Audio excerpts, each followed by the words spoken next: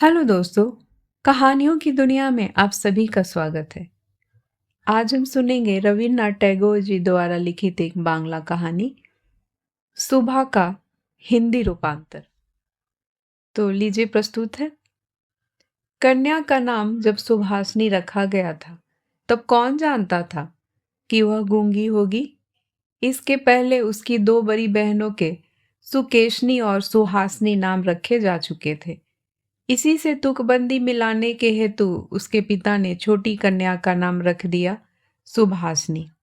अब केवल सब उसे सुबा ही कहकर बुलाते हैं।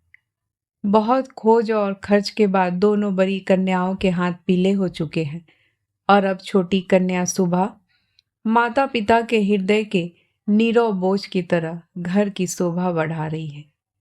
जो बोल नहीं सकती, वह सब कुछ अनुभव कर सकती है।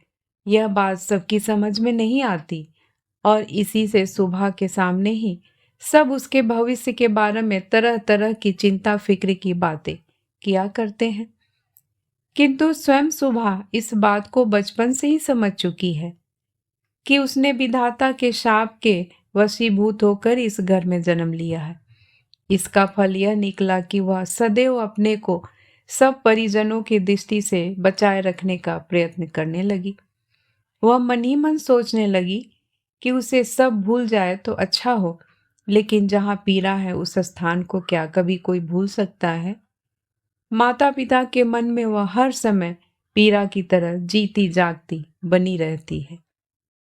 विशेषकर उसकी माता उसे अपनी ही किसी गलती के रूप में देखती है, क्योंकि प्रत्येक माता पुत्र की अपेक्षा पुत्री को अधिक अपने अंश के रूप में देखती है और पुत्री में किसी प्रकार की कमी होने पर उसे अपने लिए मानो विशेष रूप से लज्जाजनक बातें समझती है। सुभा के पिता बानीकंठ तो सुभा को अपनी दोनों बड़ी पुत्रियों की अपेक्षा कुछ अधिक ही स्नेह करते हैं, पर माता उसे अपने गर्भ का कलंक समझकर उससे उदासीन ही रहती है। सुभा को बोलने की जवान नहीं है, पर उसकी लंबी लंबी पलकों में दो बड़ी बड़ी काली आंखें अवश्य है और उसके ओष्ठ तो मन के भाव के तनिक से संकेत पर नए पल्लव की तरह कांप कांप उठते हैं।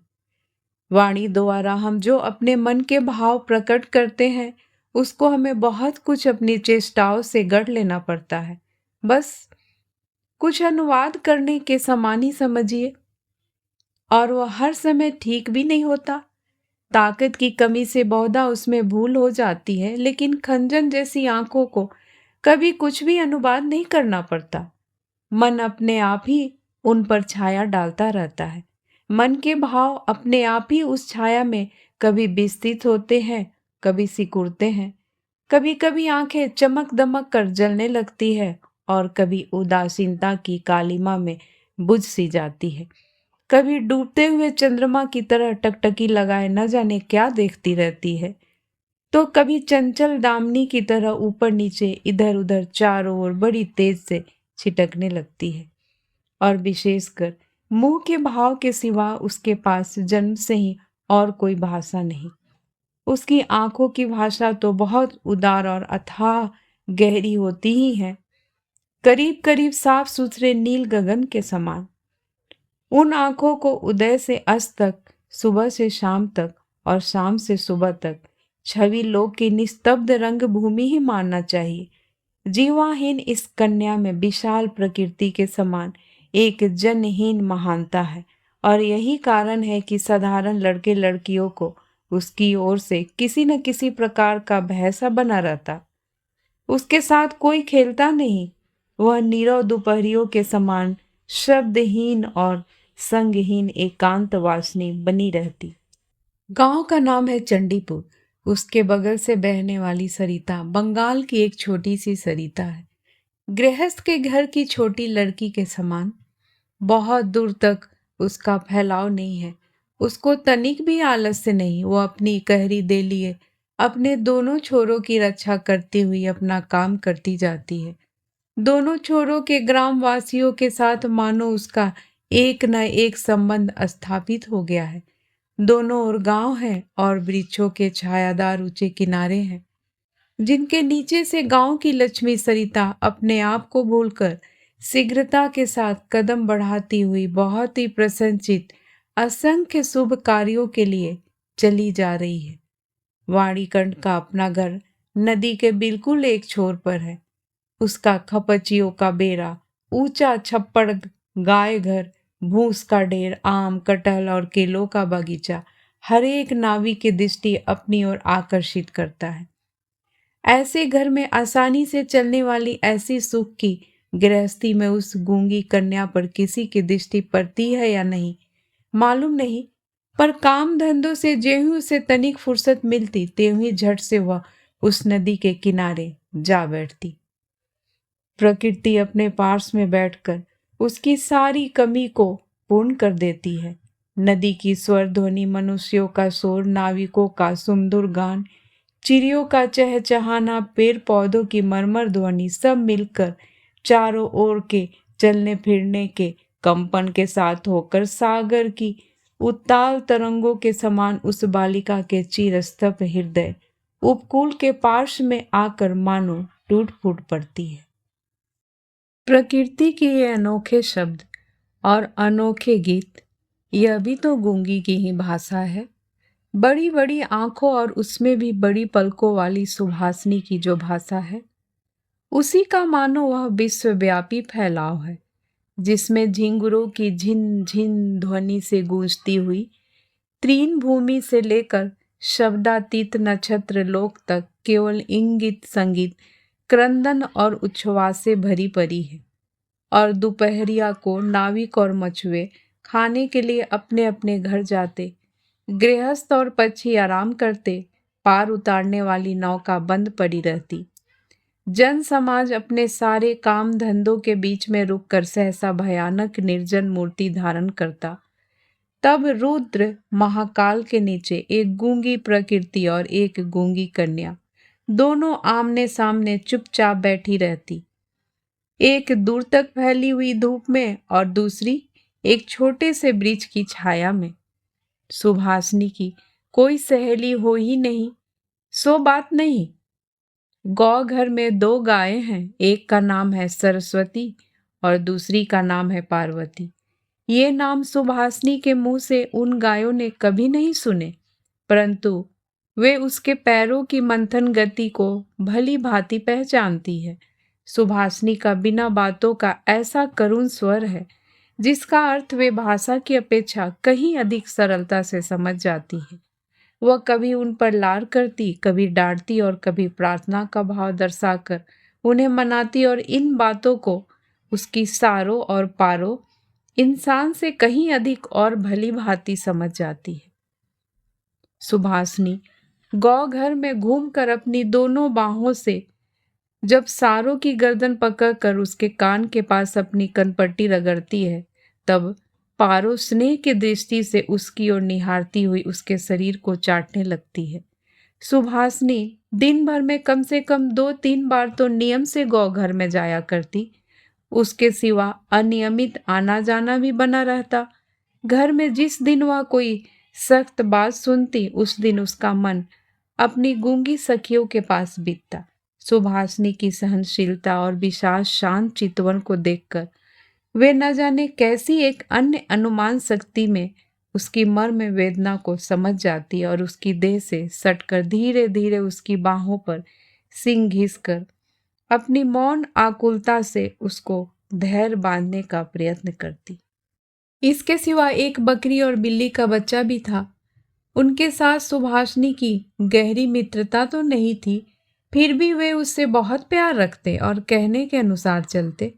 बिल्ली का बच्चा चाहे दिन हो या रात, जब तब सुभाषनी की गर्म गोद पर बिना किसी संकोच के अपना हक जमा लेता और सुख की नींद सोने की तैयारी करता। और सुभाषनी जब उसकी गर्दन और पीठ पर अपनी कोमल उंगलियां फेरती, तब तो वह ऐसे आंतरिक भाव दर्शाने लगता मानो उसको नींद में खास सहायता मिल रही है।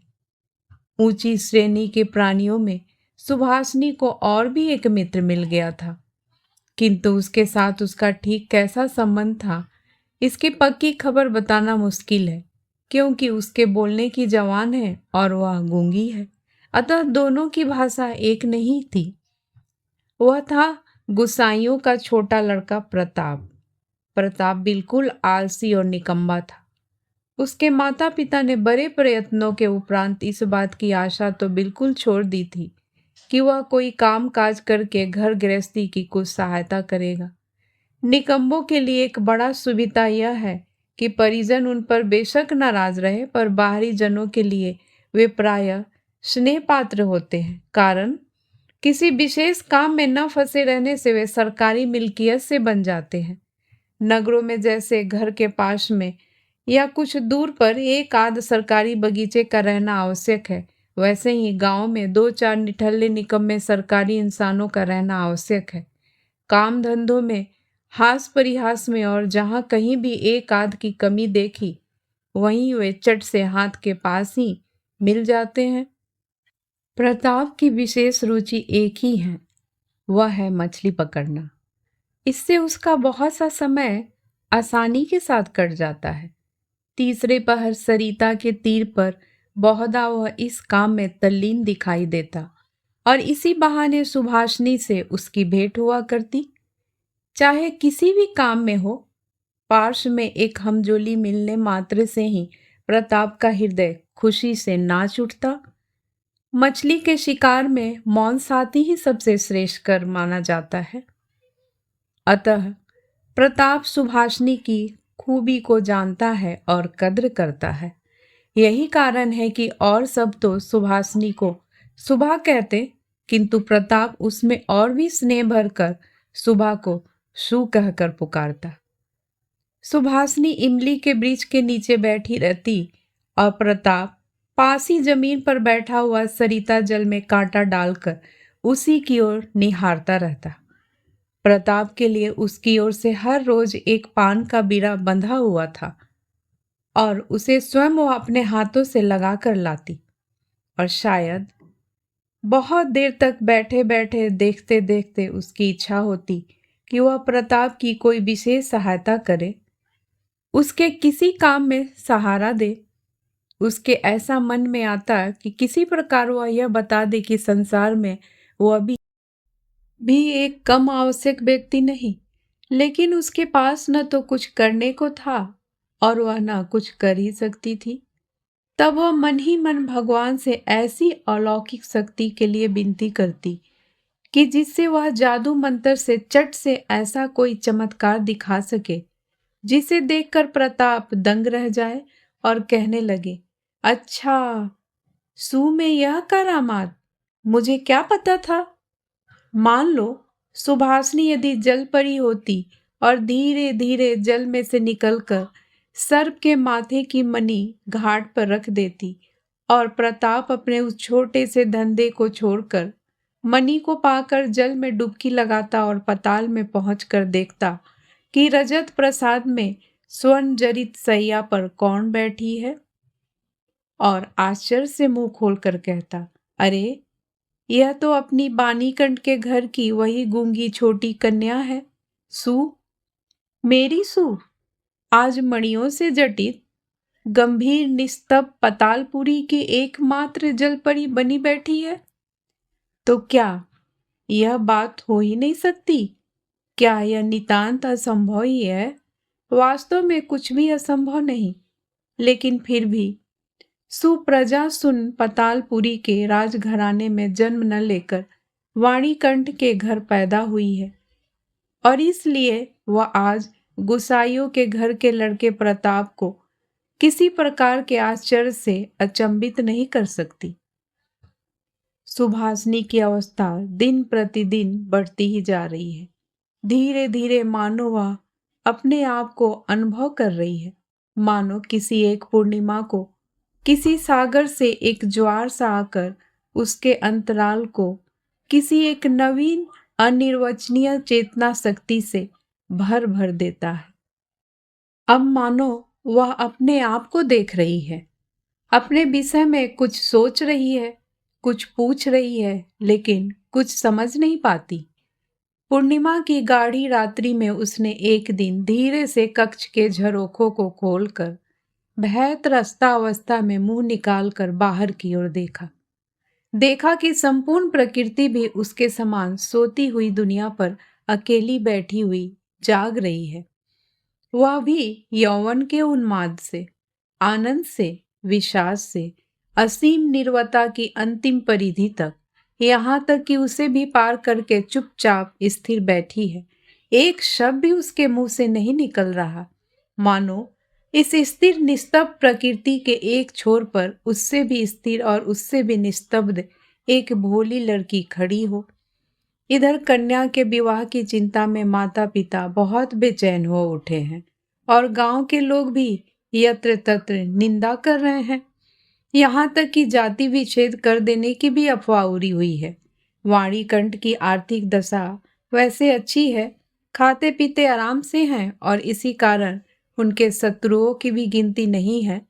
स्त्री पुरुषों में इस बात पर बहुत कुछ सलाह मशवरा हुआ।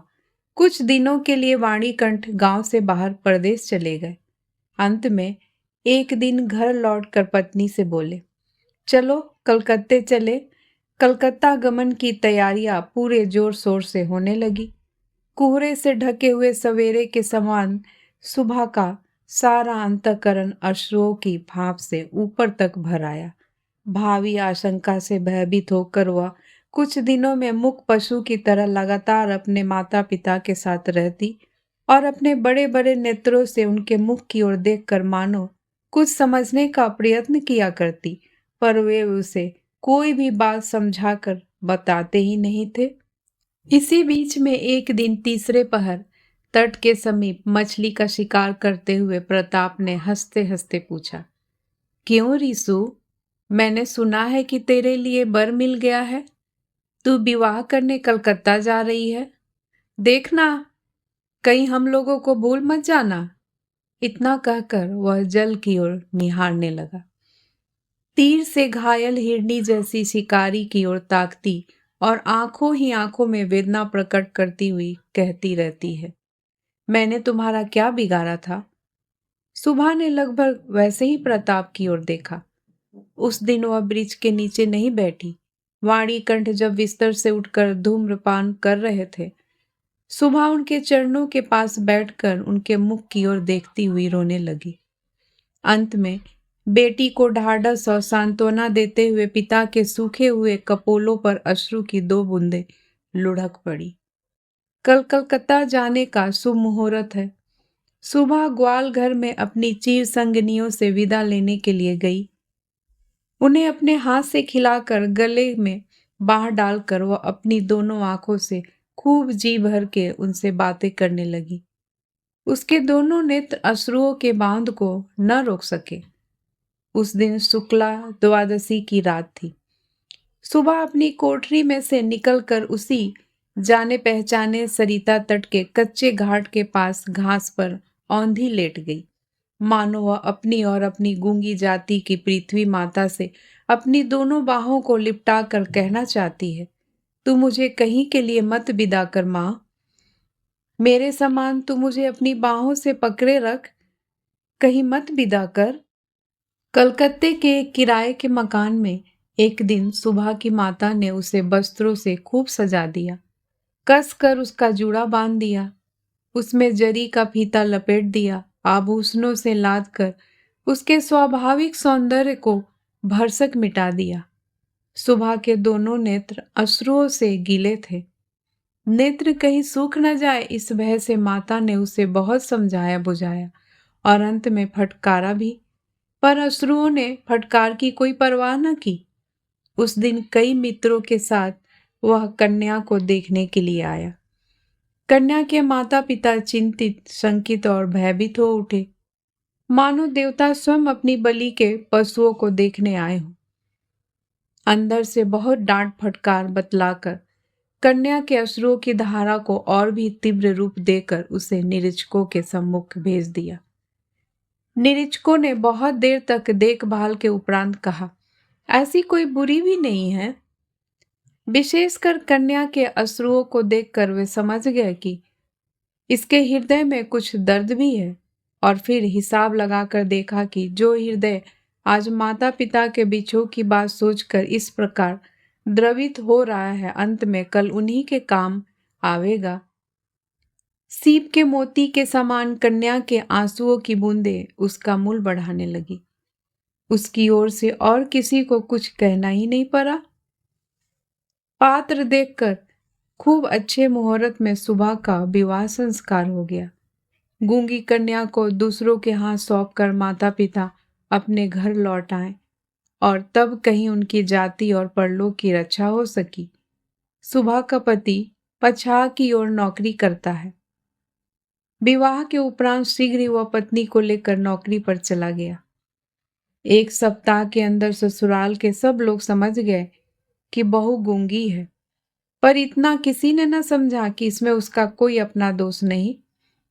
उसने किसी के साथ विश्वासघात नहीं किया है। उसके नेत्रों ने सभी बातें कह दी थी, किंतु कोई उसे समझ न सका। अब वह चारों ओर निहारती रहती है। उसे अपने मन की बात कहने की भाषा नहीं मिलती। जो गूंगे की भाषा समझते थे, उसके जन्म से परिचित थे, वे चेहरे उसे यहाँ दिखाई नहीं देते। कन्या के गहरे शांत अंतःकरण में असीम अव्यक्त क्रंदन ध्वनित हो उठा और सृष्टिकर्ता के सिवा और कोई उसे सुन ही न सका।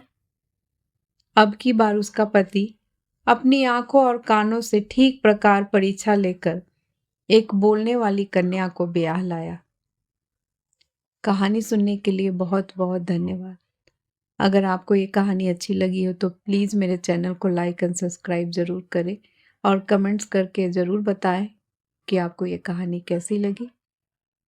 मैं फिर हाजिर होंगी एक नई कहानी के साथ। तब तक के लिए नमस्कार।